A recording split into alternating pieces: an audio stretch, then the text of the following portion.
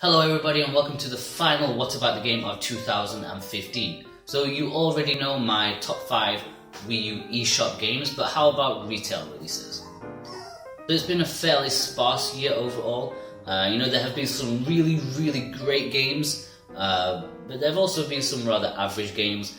And we also had the delay of Zelda and Star Fox for next year. So that really impacted on the year, I think. But I still managed to think of 5 good games that I really enjoyed for the Wii U. The only rules are that I must have played it. I haven't played every game, and it must have been released in 2015 in Europe. Okay, so let's get on with number 5. Kirby and the Rainbow Paintbrush, or Curse if you're North American.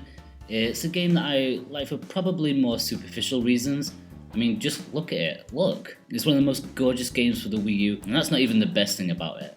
The soundtrack is genuinely one of the best I've heard in a very long time. I was listening to it before I'd even played the game, and I still listen to it now. The gameplay itself is fine, if a little flawed. Drawing the rope to guide Kirby to his destination is a great idea, although you can only really look at the gamepad, and you don't really see the beautiful visuals. Actually, controlling Kirby can be fairly finicky at times too, but I still had a lot of fun playing through this really charming game.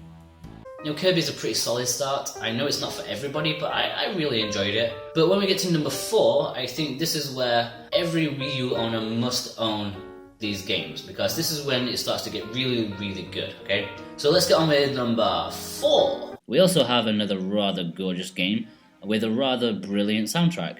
Yoshi's Woolly World is the best Yoshi game, hands down. It's not quite perfect, specifically regarding the repeating boss battles, which is something Kirby also suffered from. But on the whole, it ironed out many of the creases that have plagued the series since even the first game. No Baby Mario, it remembers the collectibles you've already picked up. Basically, it takes out most of the things that were a massive pain in the arse. It uses the wool gimmick really well, and it suits Yoshi even more than when they did it with Kirby. Such a great attention to detail with the environments and enemies. The whole world feels tangible. The level gameplay is pretty standard. It rewards you for exploring every nook and cranny, finding the secret areas. It's probably the biggest challenge in the game, but it's so accessible to everyone. It's definitely a game that's worthy to be in your Wii U collection. Yoshi's Woolly World is better than Yoshi's Island. Yes or no? 是不是？说吧。Yes. There we go. Number 3. Splatoon is Nintendo's newest big success, with calls for them to bring something new to the table alongside Mario and Zelda, and Nintendo replied with this breath of fresh air to the shooting genre. They've taken a fun, cartoony concept and brought their Nintendo magic to it. Mechanically, it's brilliant. Gliding through in the ink and popping up to take down your enemies is just so seamless. The multiplayer is fast, furious, and unbelievably addictive. All the different weapon types, abilities, equipment really bring to life this crazy, cool world. Well, sadly, I haven't played online as much as I would have liked. I still loved every minute of it. Even when I went back to capture this footage, I had to force myself to put it down. And that's not all. Because even though Splatoon was originally designed to be a multiplayer game, they did add a single player campaign, which I thought was really great. It's a good learning tool for the mechanics and more. They use the ink gimmick to its fullest in so many inventive ways. It always seemed like there was something new to try in every level. In fact, I enjoyed it just as much as the online portion, and the last boss was epic. So it was really difficult placing Splatoon. It was very close to my number 2 spot, very close. But the game that pipped it to the post is, of course, Mario. I recently put out a review of Mario Maker after finally having some breathing space between review codes, and it was really well received too, probably because of the pure gushing praise that I gave it. Without wanting to repeat my words, Nintendo have made a creation tool that is both fun and robust. It allows you so many possibilities to not only create, but to play. It's even fine for those who have no interest in making levels, because there are just an infinite amount of levels to play from users around the world. I mean, sure, you have to go out and specifically find the good ones, but they are there. It contains 4 game skins, each with multiple environments, so many items and enemies with alternate uses. You can really feel the amount of love gone into making this game, and it's also leaving the community wanting more and more. And so we come to our final choice, our number 1 game.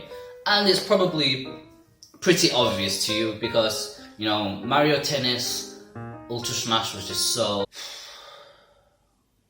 Of course, it's a game that is so big, so massive, so many things to do that I just have not even had time to give it a full review yet. I love it so much, and you'll be getting a review of it very, very soon. My number 1 pick is Xenoblade Chronicles X. Xenoblade Chronicles X is the game I've been waiting years for. I was a big fan of the original Xenoblade Chronicles, but I think this may top it. A beautiful, vast world, so many things to do. And although I haven't even got to the end of the story, I'm a fan of it so far. The scope of a game like this on the Wii U is breathtaking, and even though I'm not close to being near the end of my time with it, I'm almost confident to say it's probably my favourite game on the Wii U, full stop, at least single player wise. The people at Monolith Soft really know how to make a game that stands out from the crowd. While Xenoblade Chronicles X borrows and improves on many aspects from other games, it still feels like its own new thing. Exploring all 5 vast continents is a delight. Every time you venture out, there's always something new to discover, a new beautiful landscape to view. Just the amount of content is astounding. There are so many features in the game, it's so easy to feel a little overwhelmed. And this is why I haven't finished my review yet. There's just so much to do, and I really want to take my time and fully enjoy it. So there we have it, that is the end of my list. I guess it's pretty predictable, but there haven't been too many great games out for the Wii U this year.